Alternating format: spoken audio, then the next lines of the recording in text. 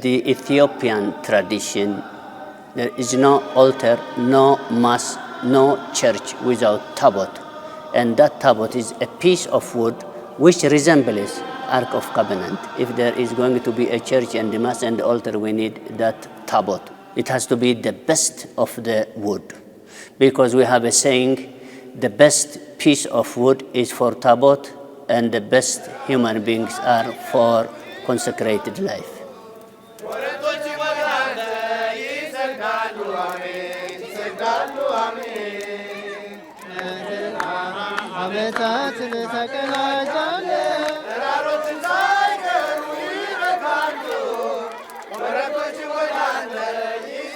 The Catholic population is very small in number, less than 1% maybe, but well scattered.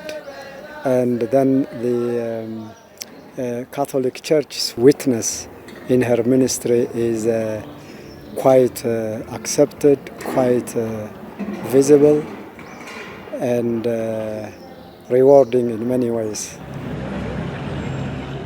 The Catholic Church is well known by the service of education because the first modern education was in fact in this parish, in the whole country, government or non-government. That's why what I mentioned earlier, that so many people educated in this part of the world because of our schools. And the Catholic schools are well known and always at top. Most of the students who really had a chance to attend university are those who came out from Catholic schools all over the country. Congratulations!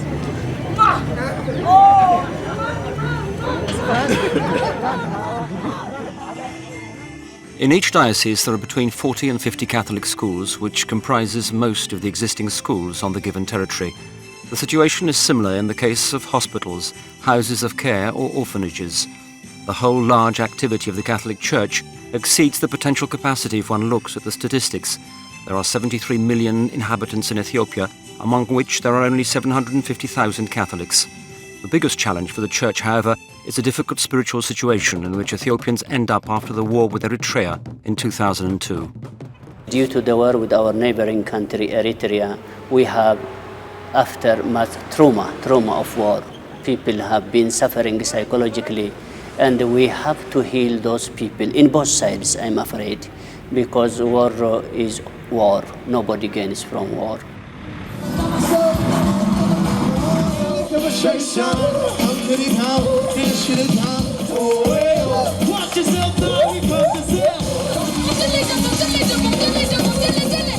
So many youngsters drop out of schools. Early marriage, breakdown of marriage. And the young girls, young ladies moving to the towns or coming to the campus of the soldiers. All this poverty, war, displacement, internal displacement, refugees, and so on are creating a big problem, which ending with the HIV infection. We have to deal with the root cause, how to deal to avoid underage marriage, how to create peace within family and the neighborhood, how to create peace with the neighboring country, how to educate our people, how to create a job so that people can get out of poverty. All these things is a real problem which we have to deal with.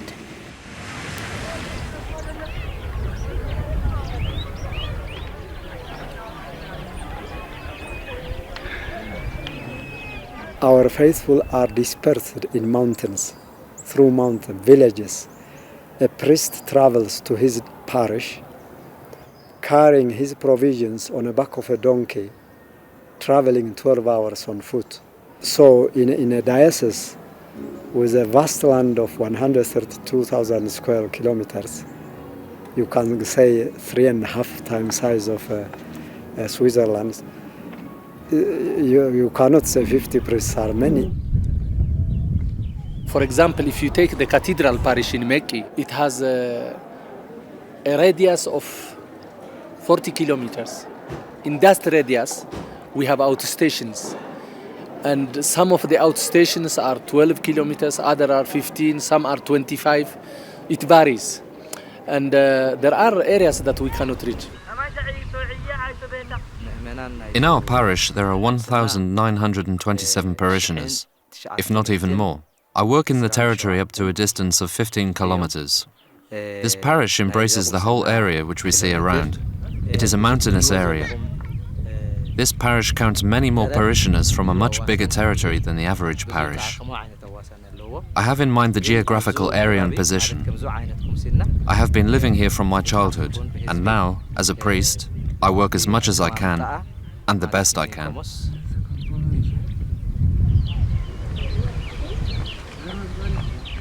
He has to walk, even at midnight, if sick call comes. If he is lucky enough, he will use his torch. It is not even accessible by mule some places. Forget about bicycle. No telephone at all.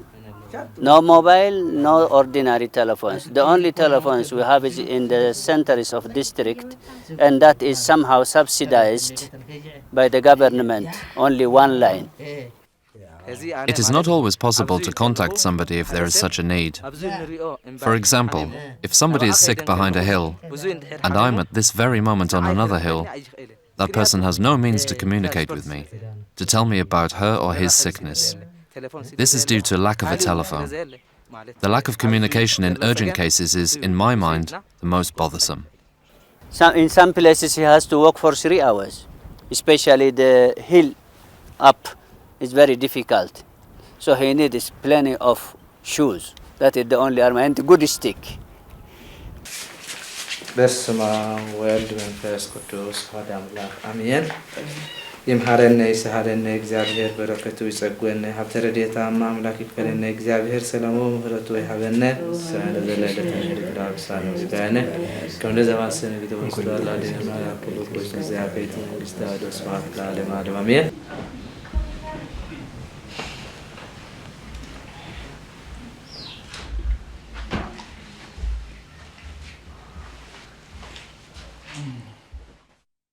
I live here quite alone, and the loneliness gets in my hair. Sometimes it is a big suffering for me, and I think the biggest problem.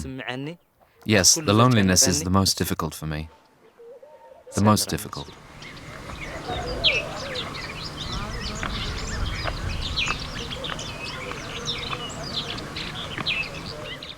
One, there is no access road. Secondly, we don't have resource, personnel as well as financial resource to reach all these areas.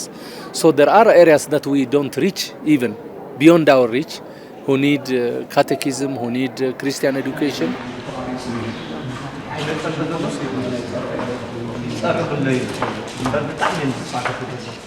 There are 2 Catholic diocesan seminaries in Ethiopia. Each of them wrestles with huge financial problems because of the lack of their own resources. All necessary costs connected to restoration and investments are covered by outside offers. The Catholic Church also has to struggle with the decreasing number of new vocations. In the Adigrat Seminary, only 3 to 4 new candidates enter each year. The difficulty family situation of those who feel the call for the priesthood has a big impact on that phenomenon.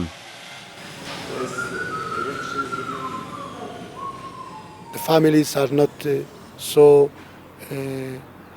committed Christians, and within the families there are a lot of problems, and also the ideal of a consecration to God and to the church through celibacy becomes a problem because it's not so much traditional in their own environment.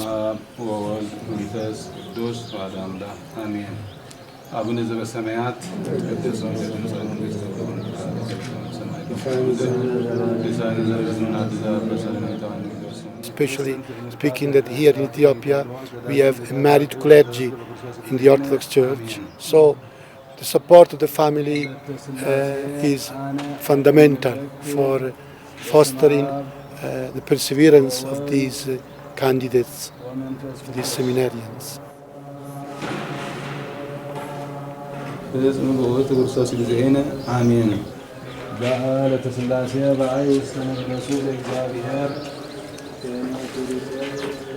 I hope our donors will be also aware that the church in Ethiopia need pastoral support.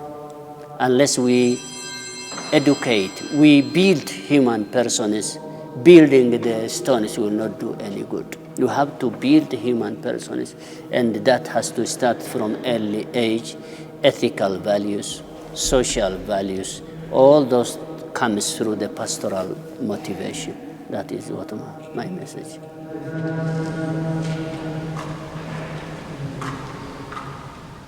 And that's why we thank CRTN, because especially they focus on that area, the pastoral area.